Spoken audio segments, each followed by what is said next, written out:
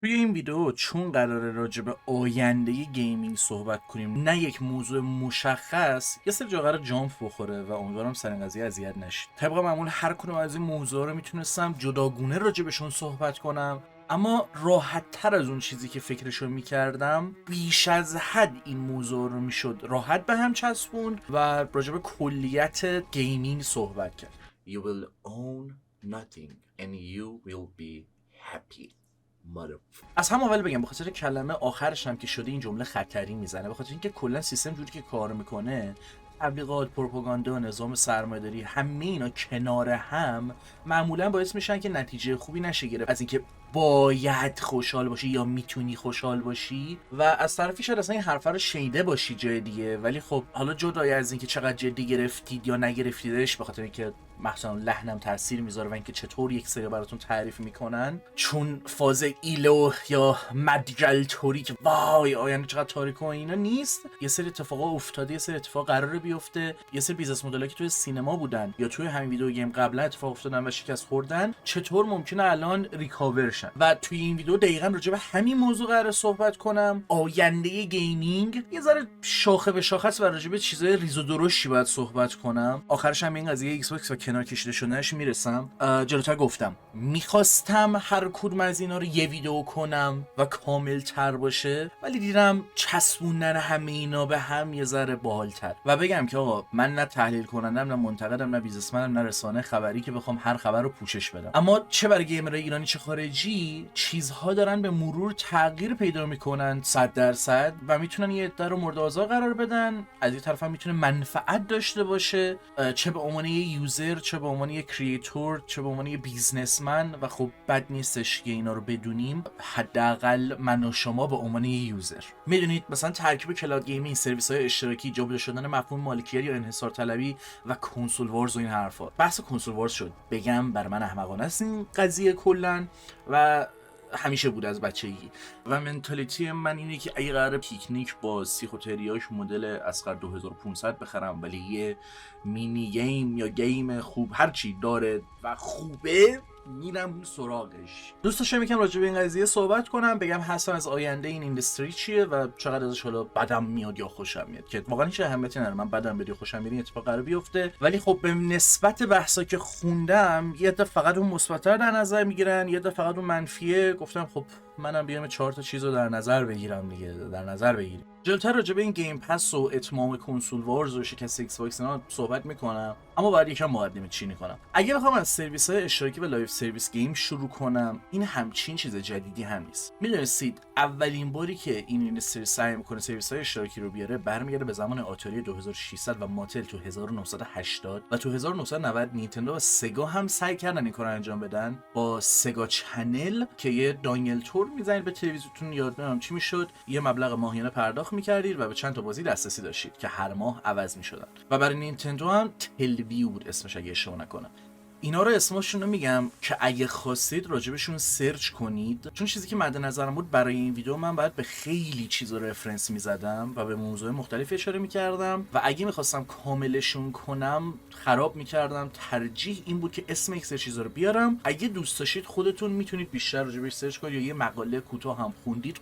هیچ کدوم از این چیزا که اسم بردم بیشتر از اینکه 2 سال نتونستن دوام بیارن و با اینکه دوام نیاوردن، از اون زمان کمپانی یک سری پلن ها رو برای خیلی چیزها داشتن و اینطوری نیستش که 2023 چه سال بعدیه حاجی، این بیزنس پلن ها چیه و این حرفا. محدودیت و تکنولوژی جلوی یک سری چیزا رو میگرفت که سرویس های مختلف، حتی یه چیزی مثل گیم فلای، موفق نشن. اما الان با گیم پس و پلی استیشن پلاس و این چیزا قضیه کم فرق میکنه و برای دنبال کردن این قضیه و آینده گیمینگ میشه سینما رو حتی دنبال کرد که جلوتر راجبش صحبت میکنم.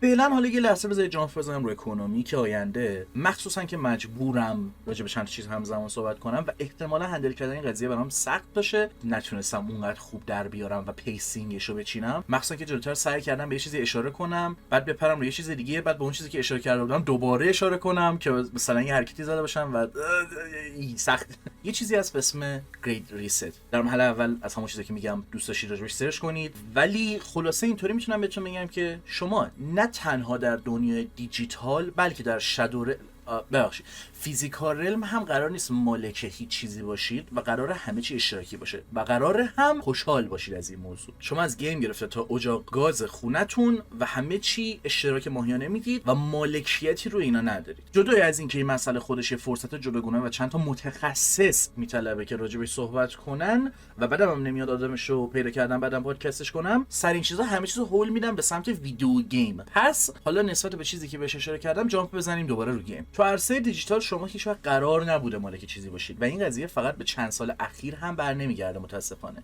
اون عزیزان بالاسری 5 سال جلوتر خودشون رو فقط نگاه نمیکنن، حداقل 20 سال جلوتر یا بعضی موقع مثل این که 50 سال جلوتر میدونن ممکنه این مسیرها طی بشه. در آینده مارکت و به روش‌های مختلف سعی میکنن وارد اون موج بشن و عادت مخاطب رو اگه نیاز باشه تغییر بدن. برای دیجیتالی شدن همین چیز کاملا یه فرصت خیلی بیشتری نیازه، اما اونقدر فاصله نداریم باهاش و هنوز به نظرم قرار نیست کاملا کنسولا کنار گذاشته بشن. اما اگر که کلاود گیمینگ و این چیزا هنوز کامل جواب نمیدن به خاطر محدودیت تکنولوژی که گفتم، یکیش میتونه همون سرعت اینترنت باشه و میگم این فقط یکی از المان هایی که مطرح میشه.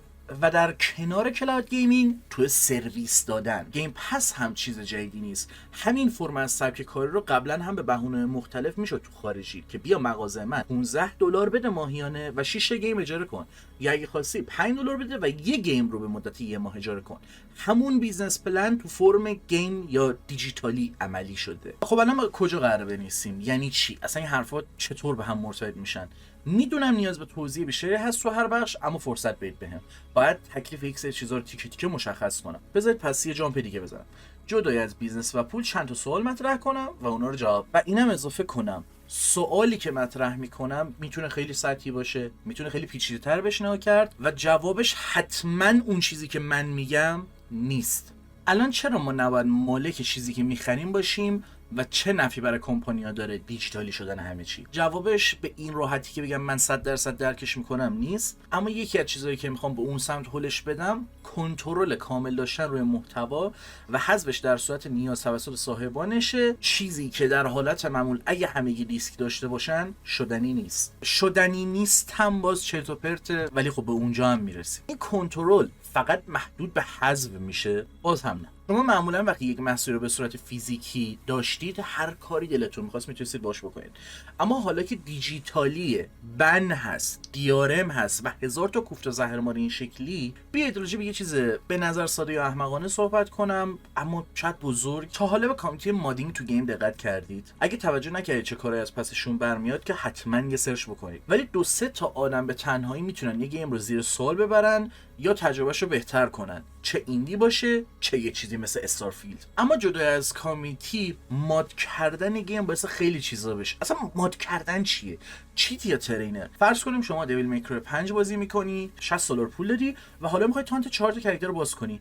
هر کدوم از این تانت ها 10 میلیون اورب میخواد. اوکی، چرا انقدر زیاده؟ چون نمیخواد بازی به راحتی به دستش بیاری. به جاش چیکار میکنی؟ میری از شاپ بازی رد اورب هر چقدر دلت خواست میخری و میبینی برای 3 تا تانت انگار 3 بار دیگه بازی رو خریدی. حالا این خوندن این مدلی شاید درست نباشه ولی من میگم ایولا. یه بار این قانون EULA رو بخونید، End User License Agreement، برای بازی‌های مختلف، چون بعضی موقع من خوندم برای بعضی بازی‌ها فرق میکنه و نمیدونم قضیه‌اش چیه، به خاطر این بوده که اون قانون آپدیت نبوده یا برای هر بازی فرق میکنه، اینو دقیق نمیدونم. و ببینید دقیقاً بهتون میگه حق دارید با بازی چیکار کنید یا نکنید تا بهتر متوجه حرفم بشید. عملاً شما یه مود برای بازی که پولشو دادید بزنید، بازی میتونه کلا شما رو بند کنه، استیم هم شما رو میتونه بند کنه و همه جوره میتونید کنار زده بشید، بخاطر اینکه نخواستید پول الکی اضافه بدید و حق هم ندارید با بازی که پولشو دادید کاری بکنید. و به قطع یقین دارم راجع به بازی‌های آفلاین صحبت میکنم دیگه، نه تو رو خدا بیا آنلاین و هر کاری میخوای بکنی بکن.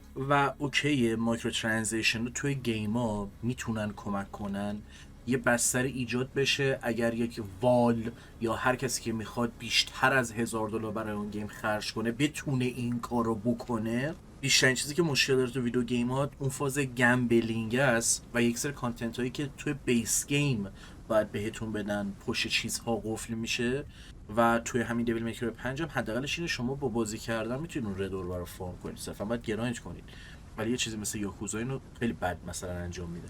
کلا مایکرو ترانزکشن ها برای عموم گیم ها نیازه که بعدا مثل رایت گیمز یا هر چیز دیگه بهونه اینو نیارن که از نظر بیزنس پلنی این پروژه فیل شد و ما دیگه ادامهش نمیدیم. و آره من خرج نمیکنم واسه میکرو ترانزکشن ها، ولی کسایی هستن که بخوان $1000 $2000 هر چقدر که دارن بریزن و بگن ساپورت دارم میکنم از این کمپانی که آردی مولتی میلیاردره whatever. ولی از اون طرف تصور غلط هم میتونن برای اون کمپانی درست کنن. مثلا باز همین رایت گیمز رو مثال بزنم، خیلی لژندز آف رون رو دوست داشتن و دوست داشتن برای اون گیم خرج کنن تا رایت گیمز خب نپیچونه گیمو، میرفتن تو لیگ آف لجند مثلا پولشون رو خرج میکنن یا اسکین میگرفتن و این باعث میشد لیگ پیش خوش بگه خب که این آمار ارقام تو لیگ بالاست، لژندز آف رون منفیه. یا اصلا اون میکرو ترانزکشن ممکنه آره کاملا باعث این بشه که بگه مارکت ترانزکشن اینقدر سپورت میشه همه میخرن، پس کلا دیگه ببریم روی اون قضیه دیگه. اولا بخوام اینو بگم خیلی احمقانه است و مسخره است، ولی یه آپشن باینی کافی داشته باشن، پیترون داشته باشن، یه صفحه بذارن خودت دلار بزنی دونیت کنی بگی من این گیمو فقط ساپورت میکنم، برای ساپورت میکرو ترانزکشن تو نمیخوام. یه سری جا انگار بهتره تا اینکه بری مثلا رد اورب بگیری یا بری توی یه گیم دیگه براشون خرج کنی. اینم چیز عجیبیه، باید راجبش سرچ کنید. و یک سری جو تقصیر خود مخاطبا هم هست، یعنی جدای از اون بیزنس پلن ها و سبک مارکتینگی که از سر باید داشته باشه تا به اون سود دهیه برسه، مخاطب یک سری جو نمیتونه قبول کنه که $60 که بابت اون گیم میداده مثلا 30 سال پیش الان هم داره همون $60 رو میده، تازه کوالیتی و کانتنت بیشتر هم میخواد و اون کمپانی مجبوره برای بقای خودش، حالا اگه نگیم سوددهی فضایی بیشتر، به خاطر تورم هزینه بیشتر ساخت اون پروداکت و کلا هی کمتر و کمتر شدن اون ریسک پذیریه به خاطر اون هزینه، بیاد از روش‌های مختلفی استفاده کنه برای اینکه گیمشو بتونه بیشتر از $60 بفروشه که نتیجهش میتونه این چیزا باشه دیگه. آره میفهمم، نمیگم خیلی‌ها میخوان از کورپوریشن‌ها دفاع کنن، که جلوتر راجع به این صحبت میکنم که چطور یک سری کمپانی‌ها چه تو همون صنعت سینما با سرویس‌های اشتراکی چه تو همین ویدیو گیم اصلا هنوز به سوددهی نرسیدن، ضرر میدن، یا چطور اگه قرار گیم‌ها گرون‌تر بشن هنوز میتونیم بخریمشون یا حداقل با یک مبلغ کمتر به کمک سرویس اشتراکی تجربهشون کنیم. کلا یه تیکه یاد کن، هر جایی که واقعا دارم دست رو چیزای مختلف میذارم کلی جای بحث دارن. الان من وسط ادیتم یه چیزی اضافه کنم که باعث درگیری های الکی نشه. من یک سری جاها تو انتخاب کلماتم مثل این که اونقدر دقت کافی رو نداشتم، اونقدر که خودم حداقل نیاز میدونم میتونست بهتر باشه و دنبال تقصیر نیستم. میدونیم که المان‌های مختلف میتونن تأثیرگذار باشن، نه اینکه حالا کجا تقصیر کورپوریشنه کجا تقصیر مخاطبه، همه میتونن مقصر باشن اگه بحث مقصر پیدا کردنه. و این چیزا رو تو ذهنتون داشته باشید که یواش یواش قراره برسیم به اون کلایمکسه.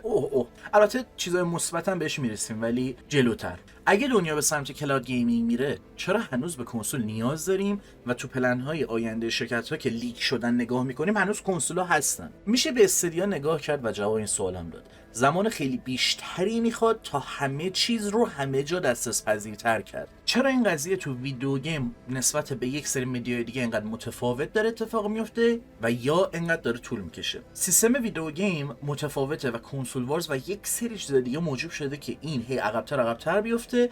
اما اگه سراغ سینما، انیمه، میوزیک، سریال و انیمیشن برید می‌بینید اونجا نه تنها خیلی وقت عملی شده بلکه دیگه راه برگشتی تقریبا وجود نداره. و گفتم جلوتر راجع به این سوددهی اینا صحبت میکنم. الان توی مارکت ویدیو گیم حرف اولو میزنه، خب و دقیقا فرمولش چیز عجیبی نیست. هر یک کپی از گیمو $60-70 فروختنه به علاوه اون ورژن‌های مختلفی که میتونه $100 برسونتش. اون اشتراکی کردن کامل گیما اتفاقا میتونه یک سری جاها ضرر داشته باشه واسه این صنعت یا اون سوددهیه احتمالاً شاید، اما اگر جفتشو داشته باشه و بتونه این ویدیو گیم به اون وریا یه چیزی یاد بده چی؟ گفتم این ویدیو بهتر میشه اگه اجازه بدید من یک سری موضوع رو با هم ترکیب کنم تا بتونم به جواب اون سواله یا خود اون سواله از چند تا زاویه نگاه کنم. الان مثلا میگم یه سوالی که مطرح میشه اینه کدوم بهتره؟ بازی رو من فیزیکالی بالاخره بخرم $60 یا $100 یا سرویس اشتراکی، که اینجا جوابا یکم ترکیب میشه. ببینید سرویس اشتراکی خیلی خوبن،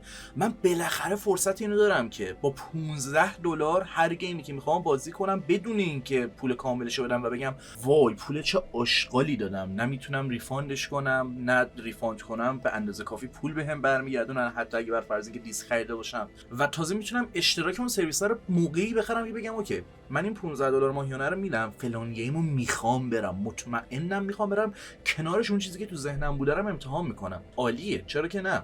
ولی این ترکیب چیزایی که گفتم الان، اون قضیه اونرشیپ، مالکیت، کلا دیجیتالی، همیشه آنلاین، هیچ کاری با گیمت نمیتونی بکنی، اینا یه ذره اینجا قاطی میشه. و این که اینو جلوتر یکم راجعش صحبت میکنم با یک سری مثالهای دیگه، اینا گوشه ذهنتون داشته باشید. چرا نباید هم سرویس اشتراکیه باشه، همین که من اون $60 رو بتونم بابت اون گیم بدم، $70 یا $100 هر چقدر، جفت آپشنا باشه.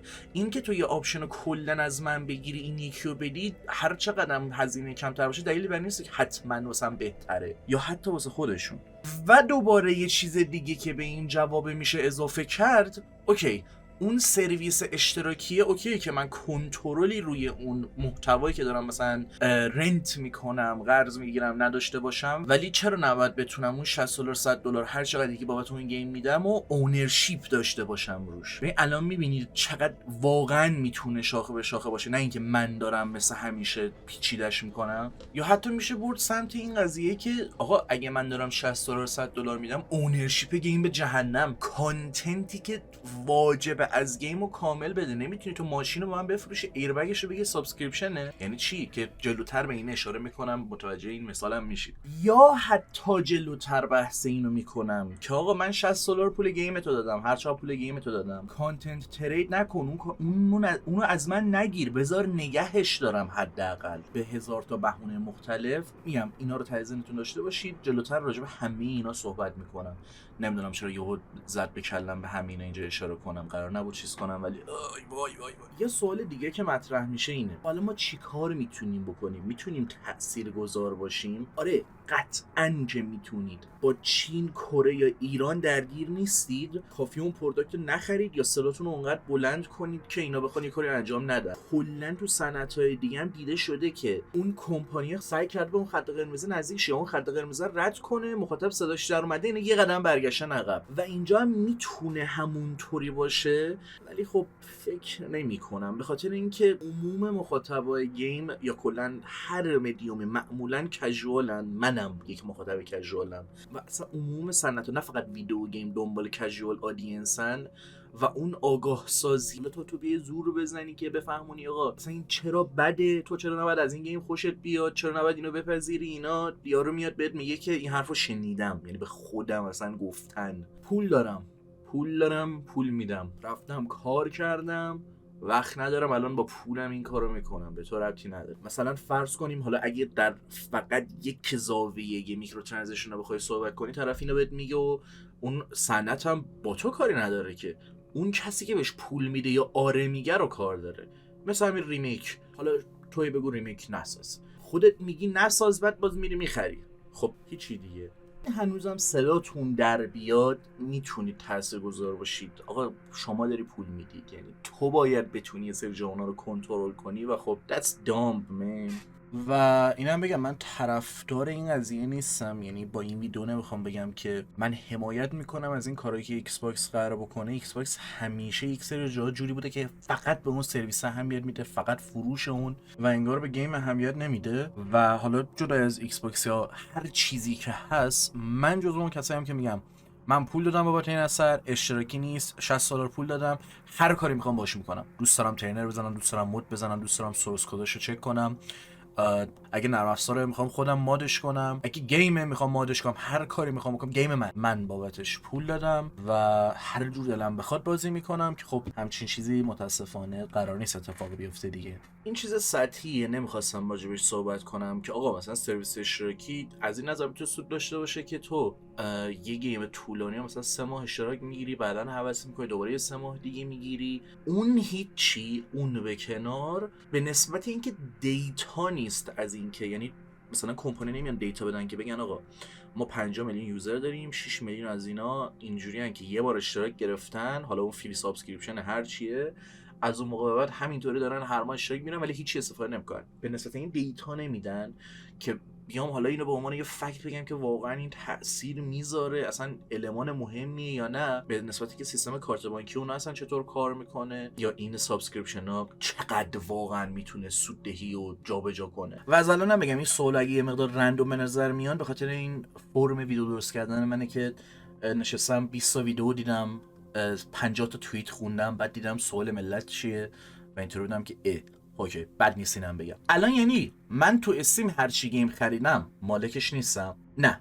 اگه شما قانون استیم رو مطالعه کنید که نمی‌کنید، نوشته که شما تا وقتی لایسنس حق استفاده از اون اثر رو دارید که اون سرویس سر پا باشه، که حالا اون سرویس اینجا استیمه، یا ناشر اون گیم بخواد اثرش روی استیم بمونه، در صورتی که دلش بخواد میتونه به راحتی حذف کنه و شما حق اعتراضی ندارید، به خاطر اینکه شما بازی رو رنت کردید، پولی که دادید تا یک مدت زمان نامعلوم بازی رو توی لایبرریتون نگه می‌داره. و خب الانم جلوتر نگفتم که آره قانون رو مطالعه نمی‌کنید، قانون خوندن هم فایده نداره، شاید آگاه ترتون کنه که کورکورانه پولتون رو خرج نکنید، اما در نهایت اگه قانون اون سرویس رو قبول نداشته باشید حق استفاده ازش رو ندارید. اگه داشته باشید هم خب فرقی نمیکنه، هر موقع دلشون بخواد قانون رو تغییر میدن و شما باید دوباره قبول کنید. شما فقط گیم که هیچ چیز دیجیتالی که خرید میکنید و روش مالکیت ندارید و هر موقع بخوان حذف میتونن بکنن از هر پلتفرم یا سرویسی. و جلوتر راجع به کانتنت ترید هم صحبت میکنم که چطور همچین چیزی ممکنه توی ویدیو گیم اضافه بشه و شخصا برای من خیلی آزاردهنده است تو همه این دغدغه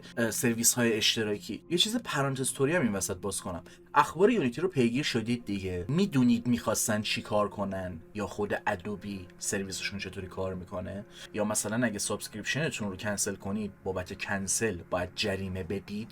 بیزنس پلن هایی هست که امتحان شدن، کنار گذاشته شدن یا دارن انجام میشن و اوکیه که اونا رو مقایسه کنیم و بگیم اوکی ویدیو گیم هم میتونه این مسیر رو پیش ببره. یا مثلا اگه سابسکریپشنتون رو کنسل کنید بابت کنسلی باید جریمه بدید. و سر یونیتی و بیزنس پلنش از هر چیزی که توی این ویدیو میگم بدتره. خیلی دیولپرها گیو آپ کردن یا خیلی اینطوری بودن وقتی این قانون عملی بشه بازیمون رو حذف میکنیم، که خب بعدم نمیاد تو همین ویدیو اینم یه طور جا بدم. اگه نمیدونید راجبش برید سرچ کنید. الان اگه خریدن مساوی با اختیار داشتن نیست، از پایرسی هم مساوی با دزدی نیست دیگه. خب این سوال فعلا جالبه داره مطرح میشه این ور اونور، مخصوصا با چیزی که یوبیسافت گفت، ولی بعداً بامزه میشه و بی‌معنی. چطور؟ تو کل این ویدیو من به یک سری چیزا اشاره میکنم ولی ترجیح این خودتون راجعش سرچ کنید. هدفم متاسفانه این هست یه مقدار ویدیو کامل باشه ولی داکیومنت کردن این قضیه نیست. اما اینو می‌خواستم بگم که مجبور شدم این توضیح دوباره بدم. یه نگاه به تاریخچه محتوا که بندازید، چه فیلم باشه چه موزیک چه هر چیز دیگه‌ای،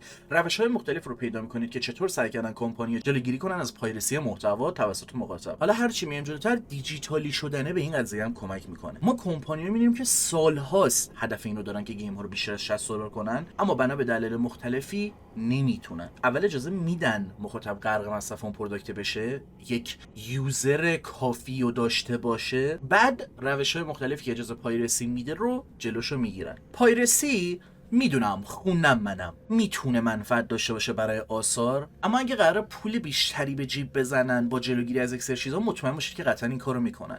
مخصوصا که آره میگم منم خوندم که معمولا کسایی که پایرسی میکنن با کسایی که آثار رو میخرن کاملا آدمای جدایی هستن. یعنی DRM نمیتونه کمک کنه به صنعت گیم یا بازی‌ها که بیشتر بفروشن، به خاطر اینکه اون کسی که قراره پایرت کنه پایرت میکنه، یا اون کسی که نمیخواد بخره قرار نیست هیچ وقت بخره، حالا چه پول نداره چه هر چیز دیگه. بیاید چند تا مثال بزنم. یک چیزی مثل اسپاتیفای یه سری سرویس به شما میده، بعد یه اونا رو ازتون میگیره و وارد اشتراک پریمیوم خودش میکنه، هیچ میاد اشتراکش رو گرونتر هم میکنه. یه چیزی مثل یوتیوب میاد به بهونه‌های مختلف با اد بلاک ها درگیر میشه و بعد از این که در کلیت قضیه موفق میشه جلوشو بگیره، اشتراک خودش رو گرونتر میکنه. هیچ جدای از اینکه اشتراک خودش رو گرونتر میکنه، یک سری سرویس ها مثل فامیلی رو هم به طور کامل حذف میکنه. این چیزی که دارم میگم ساید منفی قضیه است. یه چیزی مثل کرانچی رول هم میاد فانیمیشن رو میخره، مرج میکنه، بعد میاد میگه فانیمیشن رو من کلا میبندم، کانتنتاشو رو کرانچی رولم نمیارم، هیچ اشتراکم از ماهی $60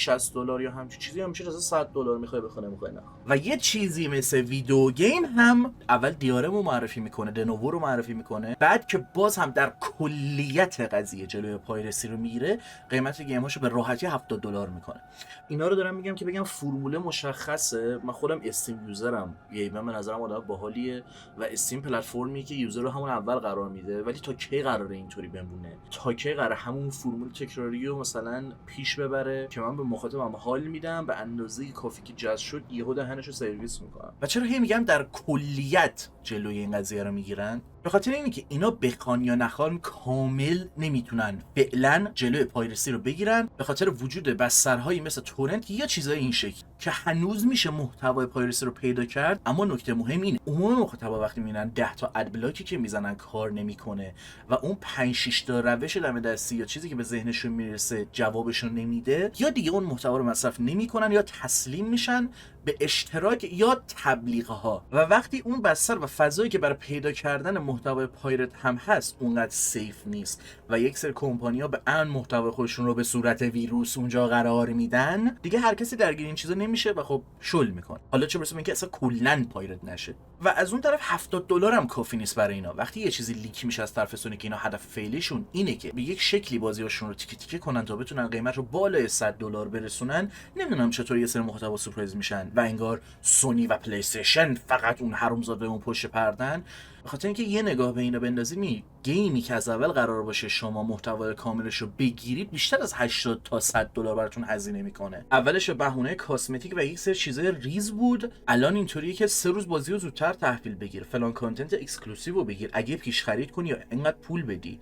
الان سگا اونقدر احمق یا زرنگه که خیلی تو تصویرتر داره این کارو میکنه و نیو گیم پلاس و دیفیکالتی و یک سری اچیومنت های اثر رو پشت دیلکس ادیشن قفل میکنه. من دوستم دیلکس ادیشن می‌خواست بخره، اینطوری بود من که دارم 3-4 میلیون خرج میکنم 200 تومن گرونتر دیلکس. پارسا نگاه کن اگه مثلا میصرفه بخریم. من خوندم اینطوری بود که آقا یه نیو گیم پلاس چند تا دانجنه ان مور، اون مورد چیه نمیگه بهت، نمیخری، بعد میری میبینی دیفیکالتی نداره بازی، داره ها نورمال بازی میکنی، بعد خاصی رو هارد بیت بعد دیلکس بخری. اچیومنتاش مثلا نصفش واسه همون دانجنایی که دقیقاً رو دیلکس ادیشن است. یاکوزا مثال خوبیه، باور کنین حرف منو، مثال خوبیه.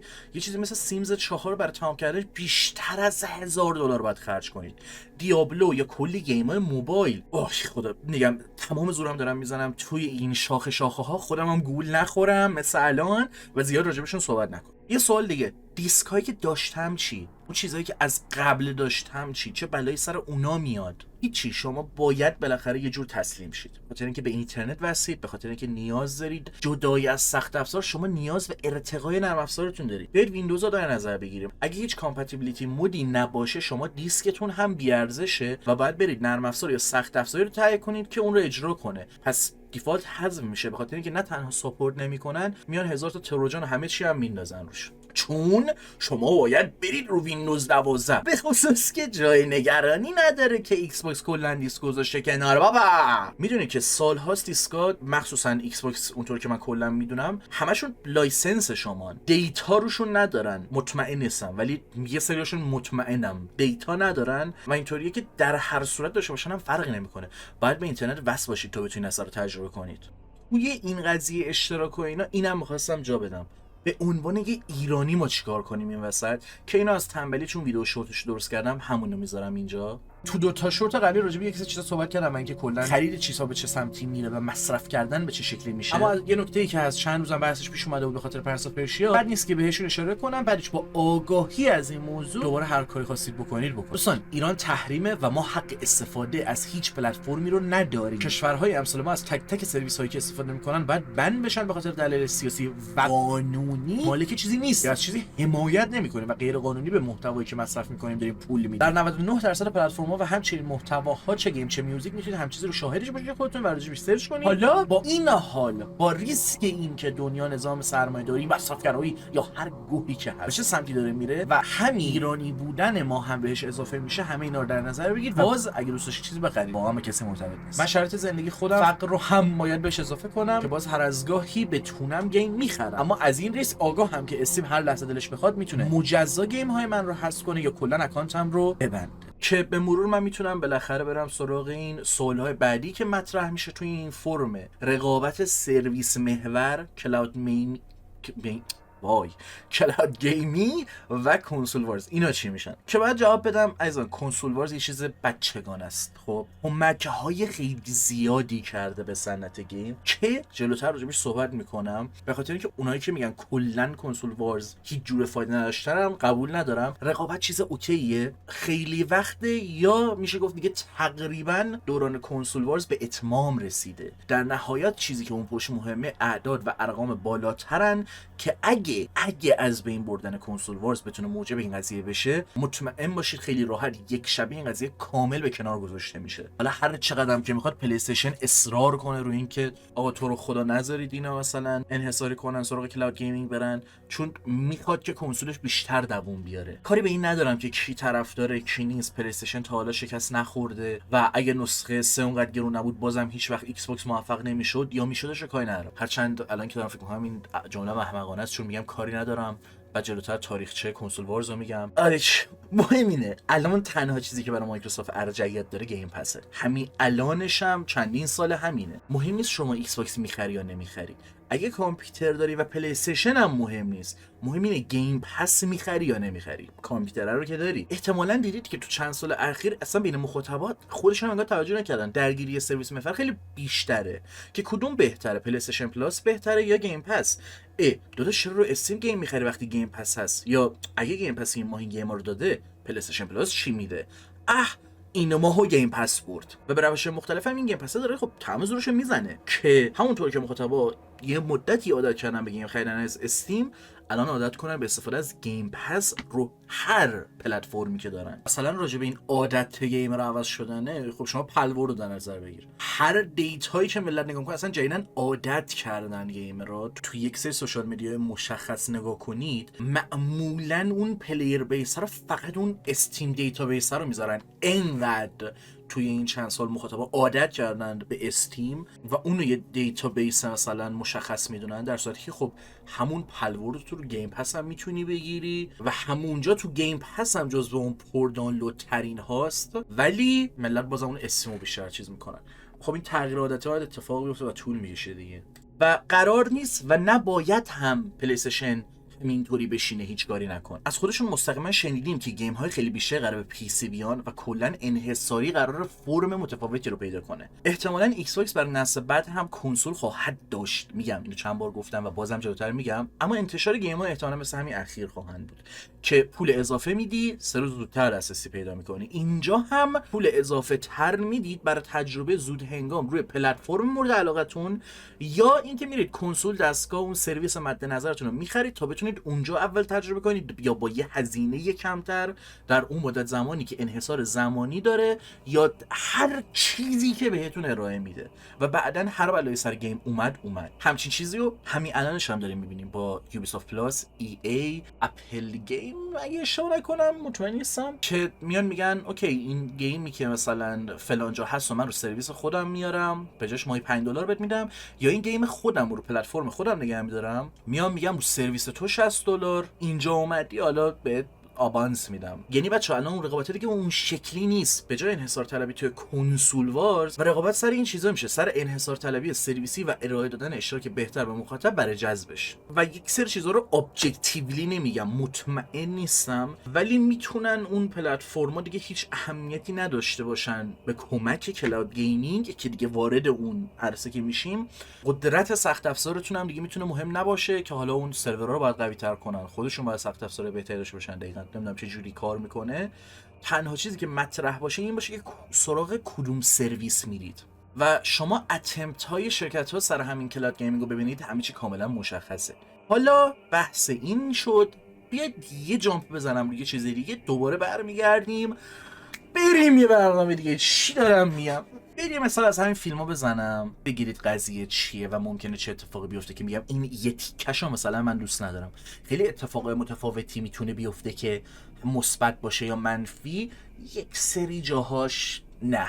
فقط اینو بگم من اثرهایی که اسم میبرم دقیق نیستن و کانسپت قضیه رو متوجه بشید کافیه برام دقیق نمیخوام بهم بگید یا بدونم کدوم فیلم رو کدوم سرویسه یا نیست، یا هر جایی که واسم کامنت بذارید که بگید اکچولی پارسا 1981 بود. میدونم نباید اشتباه کنم، وظیفه منه، ولی خب چون من بیشتر به اون کلیت اهمیت میدم یا اون کانسپتوری هم که اوکی اونقدر اذیت نمیکنم خودم و سر دقیق پیدا کردن این چیزه. شما میخوای جان ویک 1 رو ببینید، درست؟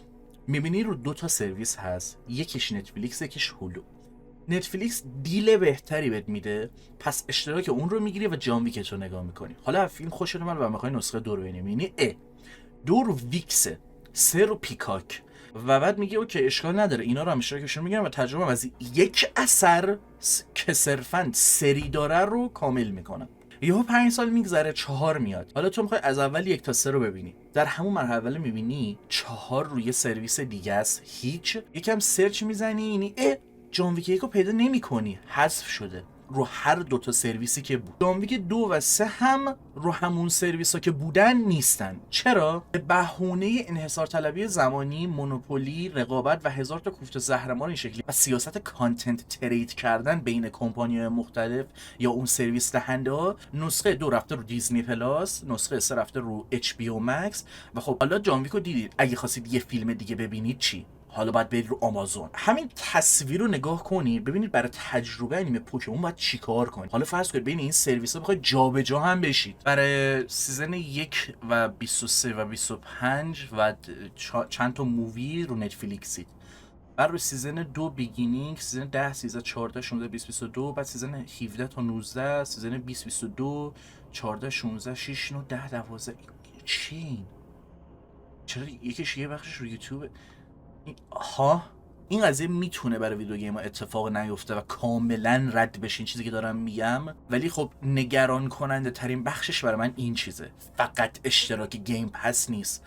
منی که میگم عاشق اینم که لایبریم فقط یه جا باشه و خب از اول رو استیم بوده، اینطوری هم که دوست دارم هر گیمی پلی میدم رو همون استیم باشه، نمیخوام هی بین سرویس جابجا بشم. الان همونطور که میرم پیکنیک اسقر 2500 رو میگیرم برای تجربه اثر خوب، الان باید این کارا رو هم بکنم که حالا بتونم یه گیم بزنم. متوجهید؟ و خب این لوپ هیچ وقت تمام نمیشه. احتمالاً به واسطه ایرانی بودن یا هر دلیلی که هست از این موضوع آگاه نبودید، ولی خب تجربه فیلم یا یک سری اثرات الان این شکلیه و همین رو که تصور میکنید در آینده نزدیک یا یکم دور روی ویدیو گیم ها که کاملا شدنیه و اینا رو ترکیب میکنید با سرویس اشتراکی مالکیت و کلا چیزایی که مطرح کردم و اینکه ایران هم زندگی میکنیم، خیلی قضیه داغون میشه، خیلی داغون میشه. فرض کنید یه دوری برسه حتی اجازه دانلود گیمو نداشته باشید. وای نه بهش فکر میکنم حالم بعید میدونم این اتفاق خیلی زود بیفته، ولی خب نه. و اگه براتون پیش نیومده باشه میگم تو استیم چه اتفاقی میفته وقتی بازی که خریدید انحصاری اپیک گیمز میشه یا حذف میشه برای خریدن. بستگی داره، حداقلش به بهونه اینکه خرید تو لایبرریتون میمونه بعضی موقع. اما اگه نخوایم اینطوری بشه چی؟ درگیر اون چیزی میشیم که جلوتر اشاره کردم. احتمالاً مطمئن نیستم هر چیزی میگم الان 100% قضیه نیست. کمپانی‌ها میتونن درگیر کانتنت ترید و لایسنس های موقت بشن، از یک جایی به بعد احتمالاً بتونن یک سری چیز قبلی رو نگه دارن، امیدوارم. ولی اگه درگیر اون کانتنت تریده بشیم میشه دقیقاً همون چیزی که سر پوکمون و جان ویک اینا گفتم که این کانتنت هی جابجا بشه، یه مدتی روی استیم باشه، یه مدتی روی اپیک گیمز باشه. که میگم حالا برای ویدیو گیم یه سری جاها دور از ذهنه، ولی خب یه سری جاها هم شدنیه دیگه، چون دیدیم که کمپانی های مختلف سعی کنن این کارو بکنن. دیدیم که به بهونه سود کم استیم یا هر چیز دیگه هر پابلیشر رفته برای خودش یه اپ زده و دقیقاً همین کارو کرده، گیماش رو استیم حذف کرده، حتی پلی هم نمیتونستی بدی، یا اگر که مثلا قبلی‌ها بودن جدیدا رو نمیورده، بعد این کارو میکرد میگفتش بیا اپ من که یوبیسافت پلاس تخمی یا هر چی که هست اینقدر دلار ماهی بده، من همه گیم ها بهت میدم تا اونم اشتراکی. یا باشه اشکال نداره، جهنم گیم ها رو استیم هست ولی اونجا پول کامل بده، اگه خواستی اینور اشتراکی هنوز هست جونه داداش. الان مثلا یوبیسافت چیکار میکنه؟ میاد میگه اوکی اگه رو استیم گیم منو میخری پول کامل بده، اچیومنت نداری، کلاود سیو نداری، نصف فانکشن های استیمو نداری، فقط میتونی آی وای خیلی بدی یوبیسافت.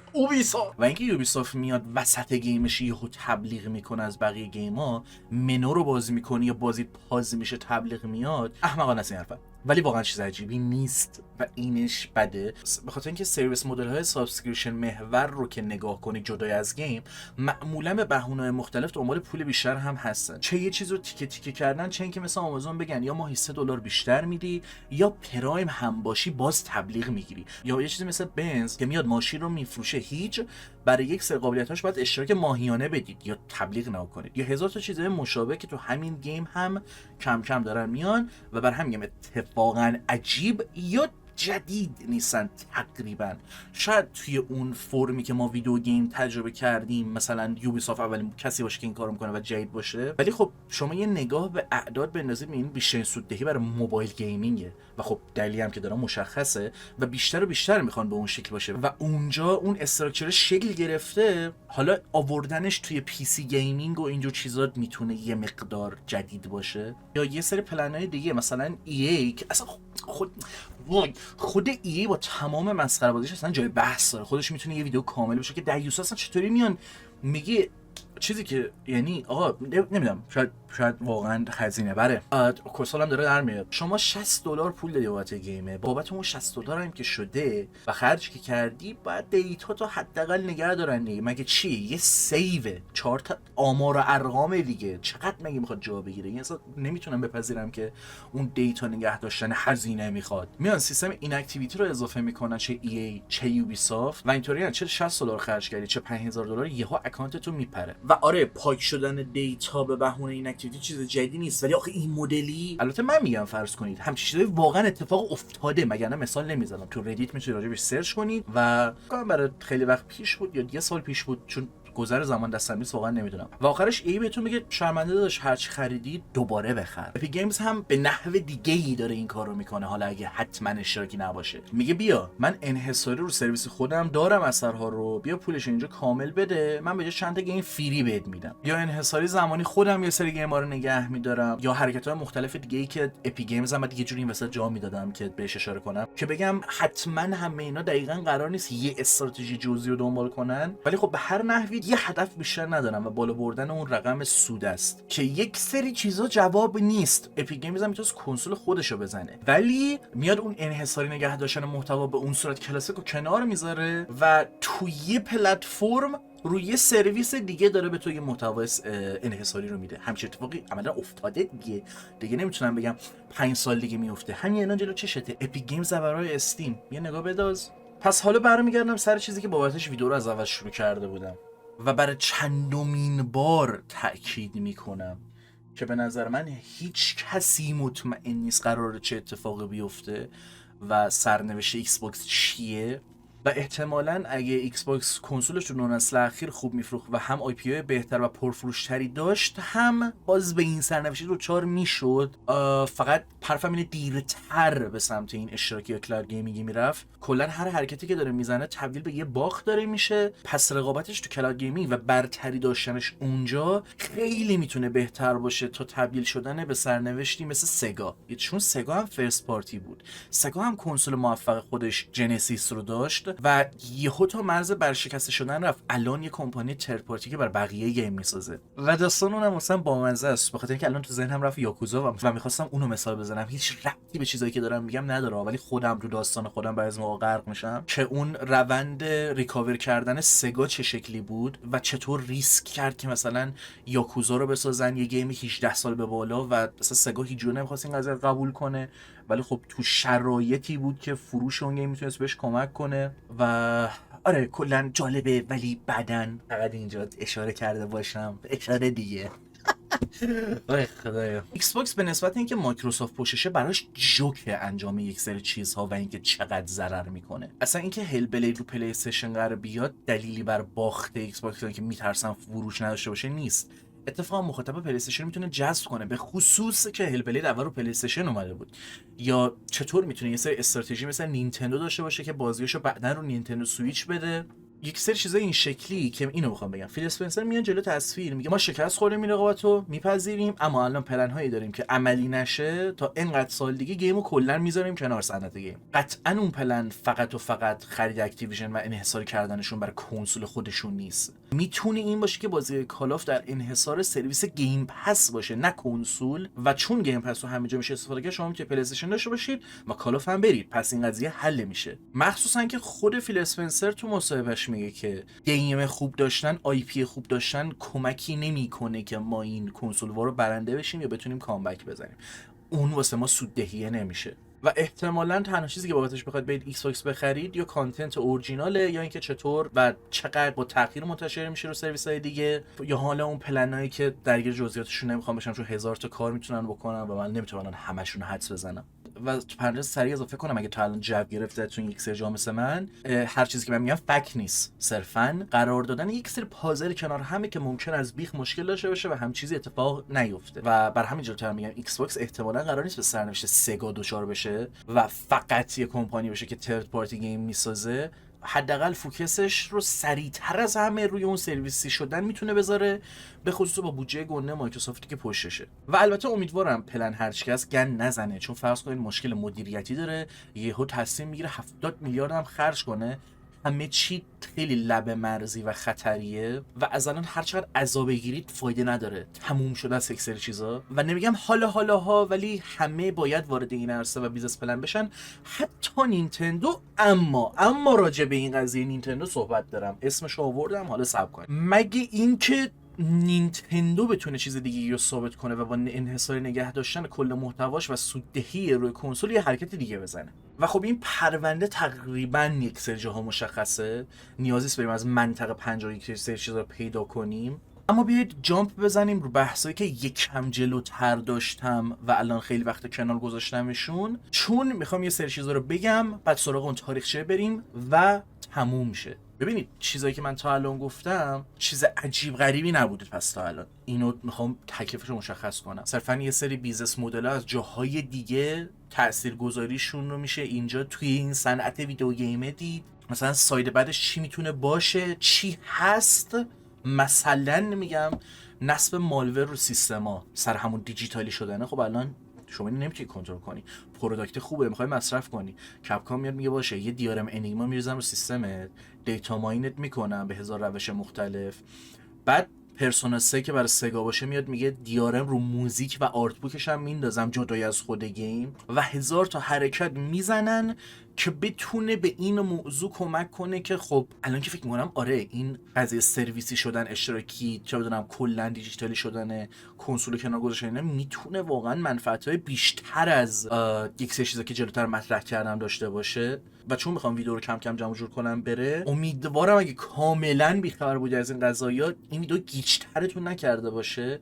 اگه همچین اتفاقی نیفتاده باشه، اگه افتاده موضوعی که مطرح شد اینا بود، میگم برای آخرین بار که راجبشون سرچ کنید. موضوعی که مطرح شد اینا بود: گرید ریست، محتوای اشتراکی، فیزیکال مدیا در برابر دیجیتال مدیا، دی آر ام، کانتنت ریت، لایسنس زمانی یا محدود، کلاود گیمینگ، اونرشیپ، مثلا اینکه بذار گیم رو حداقل نگه دارم، نه اینکه حتما حالا کنترلی روی تغییر اون محتوا داشته باشم، اکسکلوسیویتی، کانسیومر رایت یا همون حق مصرف کننده، پایرسی، کنترل داشتن روی اون محتوا چه به عنوان مخاطب یا سازنده. و یه چیزی که اصلا بهش اشاره نکردم، میتونستم اما نخواستم چون احمقانه است، NFT. شما کنترل و مالکیت روی گیمتون رو ندارید، بعد رو asset دیجیتالی توی گیمتون داشته بلم کن بابا، اون اصلا هیچ. میشد یک سری موضوع دیگه واسه جا داد، ولی بین همین چیزا که گفتم هم یه سری فعلا اونقدر تو چشم نیست یا اهمیت نداره، پس یک سری چیزا رو بیخیال شدم دیگه. و ترد پارتی شدن ایکس باکس که خب هر کدوم اینا واقعا میتونن هزار شاخه بشن. نمیدونم تا الانم چطوری تونستم هندل کنم واقعا این ویدیو رو. هر کدوم اینا پس بدی‌ها خوبی خودشون دارن. هدف نهایی اینه که مصرف محتوا و اپروچ کردن به چیزها راحت تر بشه تا هر کسی از اون $60 نترسه تا بخواد بره سراغ گیم یا هر محتوایی که هست. نیازی است ماهواره بخرید و ببینید کدوم شبکه‌ها رو میتونید پیک کنید. با اینترنت به همه چی دسترسی دارید که خب این خودش مثبت‌تره دیگه. مدیا رو در دسترس تر قرار میده نسبت به همیشه با سابسکریپشن مدل، حتی با تمام بدیهایی که داره و جلوتر گفتم DRM گذاشتن رو چیزا و ملور ریختن رو سیستمتون که دیگه میگم دوباره به اینا اشاره نمی‌کنم. اونا رو تیکه تیکه گفتم که اینجا نخوام خیلی حرفمو شاخه به شاخه کنم. خب اگه بگیم از نظر بیزنسی مراحل این مسیر طی شدن اینطوریه که اول به مخاطبت ارزش بده، بعد دسترس پذیرش کن، بعد اجازه بده هوک شن، بعد که گیر کردن و تغییری دادن نمیتونستن کاری کنن ازشون ارزش بکش بیرون با متدهای مختلف، یکم همه چی رو میتونه جای مختلف خراب کنه. و الان چند سالی که گیم داره توی اون مرحله آخره قرار میگیره یا تو مسیرشه که باید دید چی میشه و میتونه ساید مثبت و منفی خیلی زیادی داشته باشه و ایکس باکس خیلی میتونه تاثیرگذار باشه توی این قضیه یا حتی نینتندو. اگه دقت کرده باشی چیزایی که تعریف کردن تقریبا به یه فرم دیگه توشون بودیم، نیازی نیست این چیزا اتفاق بیفته. شما برای یه بازی توی ایکس باکس یه کنسول میخری $60 هم بازی، پلی استیشن هم همینه. اما حالا اگه اینطوری باشه که جدای از سخت افزار رو هر چی که باشید یه بازی خیلی خوب یا آشغال هر چی بیشتر از $10 براش خرج نمی کنید، چی بهتر از اینه واقعا؟ و به جای اینکه محدود باشید فقط به محتوای یه سرویس، کانتنت بیشتری رو میگیرید با مبلغ کمتری. نیازی است 6 تا کنسول بخرید، یه گیم پس میگیرید و اگر قابلیت بکوارد کامپتیبیلیتی هم بهش میگن دیگه، اگه اون هم داشته باشه دیگه حله. 6 تا کنسول داری با $15 که دادی. بس فقط ایکس باکس نیست. این همه حرف زدم که اینو بگم کنسول ها کلا کنار گذاشته میشن، احتمالاً یا قرار نیست اونقدر فوکس باشن یا ازشون استفاده های دیگه ای میشه. مثلا هر کسی نیاز به اینترنت 5G نداشته باشه تا کلا کلاود گیمینگ بزنه، یه کنسول میگیری، لایسنس گیمر رو میگیری و بازی میکنی. و بهونه های خیلی زیاد و گنده تری هم هست از چیزی که قرار مثال بزنم، اما میتونید راجع به ویدیو گیم کرش تو سال 1983 سرچ کنید و اینکه چطور فروختن اشتراک بهتره تا کنسولی که گیم نداشته باشه و تمرکز رو پلتفرمی باشه که بیشترین دامیننس رو داره و راحت‌تر همه کنسول ها یا هر چیزی که هست میتونن روش قرار بگیرن و فروخته بشن، جایی که اگه کنسول ایکس باکس 360 فروش نداشته باشه هنوز بازیاشو به فرم‌های مختلف تو استیم یا گیم پس یا هر جا که هست میشه 30 تا $40 فروخت. عملا یه ریزر بلید بیزنس مدله که راجبش سرچ کنید، اما اینطوریه که امیدوارم کلمه‌های فارسیش اشتباه نگم، یه ژیلت که به صورت دلخواه هر تیغی که میخوایم رو میتونیم روش بندازیم و هر کمپانی هم میتونه براش تیغ بزنه، چرا که نه؟ مخصوصا که کنسول‌ها همیشه نظر سوددهی ضرر داشتن و سوددهیشون اینطوری بوده که برای انتشار یک گیم رو ایکس باکس باید $4000 یا همچین قیمتی رو هزینه کرد و این میشه همون تیغ فروختن یا گذاشتن. پس چرا همین کارو با پی سی نکرد و اون هزینه کنسول کلا بی خیال نشد، از شر ضرر خلاص شد و درگیر این مسئله نشد که من 2 نسل دارم کنسول میدم و این همه دارم هزینه میکنم، نه بازی هام فروش داره، نه میتونم اونقدر روش آی پی قرار بدم که اون سوددهی مد نظرم رو داشته باشم. که جلوتر گفتم فیل اسپنسر هم راجع به همین قضیه صحبت کرده و متاسفانه خرید این کمپانی قرار نیست الان به اون سوددهی کمک کنه یا کنسول رو نجات بده. با پی سی کارهای بیشتری میشه کرد و بهونه بهتری هست برای خریدش، که باز دوباره اشاره میکنم به همون ویدیو گیم کرش سال 1983. یعنی اون موقع ملت بهونه بهتری داشتن برای پی سی خریدن با کنسول و مخصوصا که در رابطه با کنسول دیدیم چطور در تاریخچه خودشون سعی کردن به بازار راه پیدا کنن یا خودشون رو اینطور تبلیغ کنن که میشه روی این کنسول انیمیشن دید، فیلم یا موزیک گوش کرد، پس ایکس باکس بخرید. مخصوصا اون بنده خدا مت بود چی بود، گفت آره اگه برای گیم میخواید برید 360 بخرید، این مولتی مدیاست،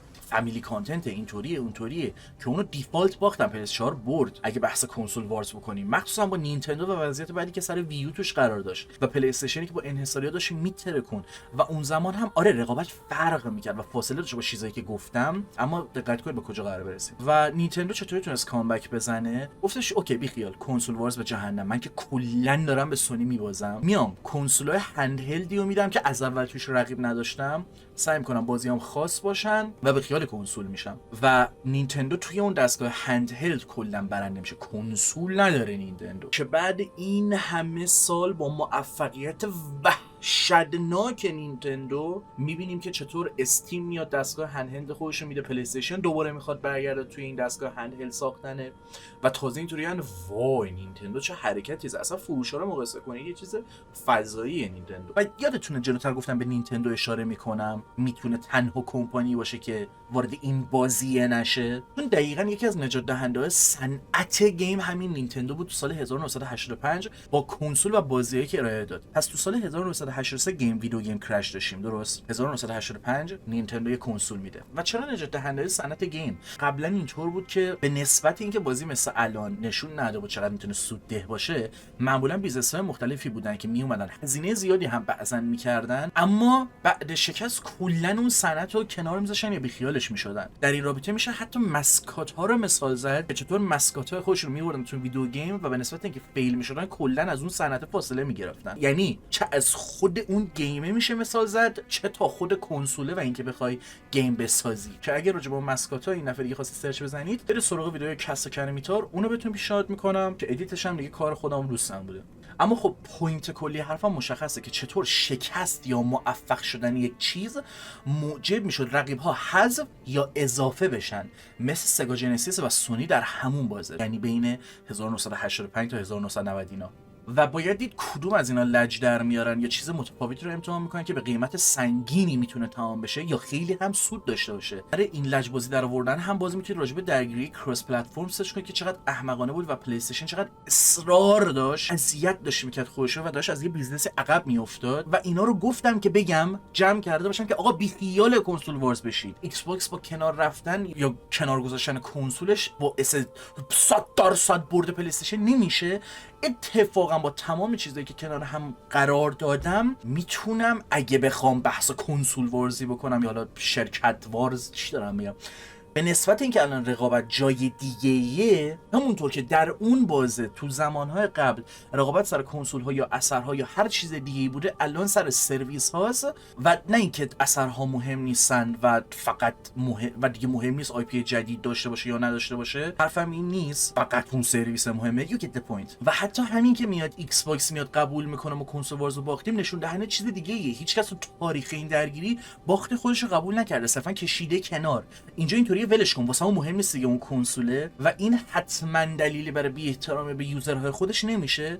نمیدونم چطور یه دینه برداشت کردن و بحث کنسول وارز باشه. اتفاقا سونی به خاطر اصرارش بر روی کنسول میتونه ببازه این مسئله رو و ایکس باکس با این استراتژیش میتونه کامل برنده شه و پلی استیشن رو زمین بزن. یعنی چرا از این دید بهش نگاه نمی‌کنید؟ این استراتژی که ندارن میتونه اصلا شکستی برای ایکس باکس نباشه، هیچ یک برنده خیلی بزرگ باشه که دیگه نه نینتندو نه پلی استیشن نتونن با این رقابت کنن به این راحتی‌ها. که سر این مسئله هم میتونم کودک یا بلاکباستر که نتفلیکس رو نخرید رو مثال بزنم. هر کسی که از موفقیت خودش شکست خورده به خاطر اینکه به یه چیز بزرگتر توجه نکرده و این فیلایی که ایکس باکس داده و به واسطه بودجه‌ای که به خاطر مایکروسافت پشتشه این دو نسل یا حالا هر نسلی که باخته کلا عقب نکشیده یا کنسل نشده، میتونه الان یه درس بگیره و یه کار کاملا متفاوتی رو انجام بده به خاطر اینکه میتونه ریسک کنه. و با اینکه اینا یک سری چیزها قطعا سوقشون داده به یک سری حرکتایی که الان دارن انجام میدن،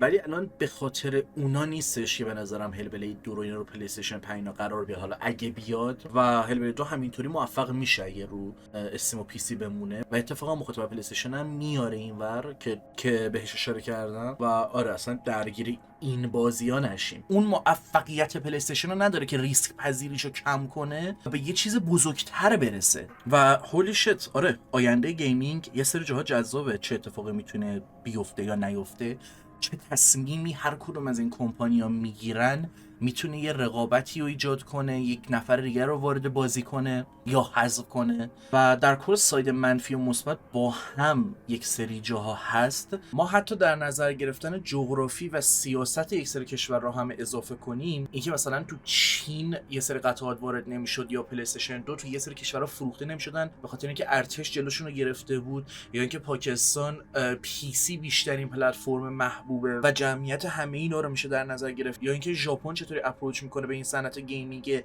چطور تو کنسول کشید عقب یه دستگاه هندهلد داد یهو تونست اینطوری رقابت کنه و خودش رو زنده نگه داره. همه اینا رو که کنار هم میذاریم جذابیت این قضیه خیلی بیشتر از اینه که الان من ویدیو میبینم یارو گریه میکنه میگه واقعا دارم میگم گریه میکنه با 40 50 سال میگه من این همه سال این همه پول خرج کردم، شما نباید عقب بکشید، به مخاطبتون دارید بی احترامی میکنید.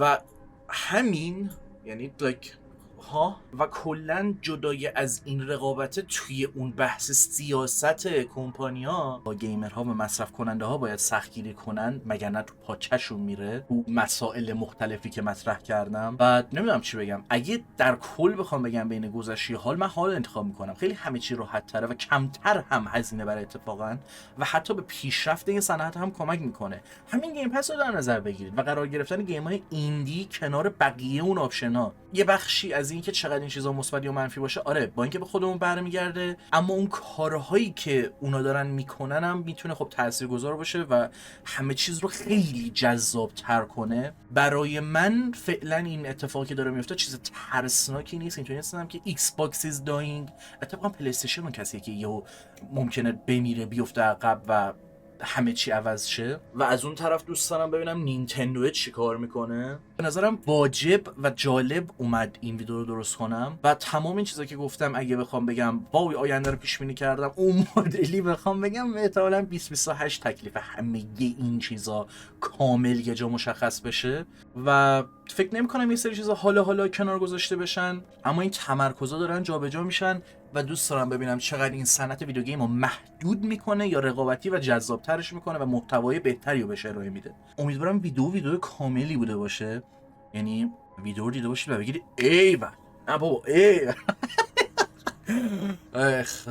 یا حداقل حالتون به هم نخورده باشه. همینقدر هم کافیه. اگر نظری دارید که متفاوته یا حس میکنید یه چیزی رو من کامل نمیبینم و هولی شت چطور هم چیزی رو میس داده، برام کامنت کنید. وضعیت اینترنت ها خیلی داغونه، امیدوارم بتونم این ویدیو رو آپلود کنم و امیدوارم شد این ایران باعث میشه که الکی خودمون رو کپی اون کنیم دیگه. همین ولش کن.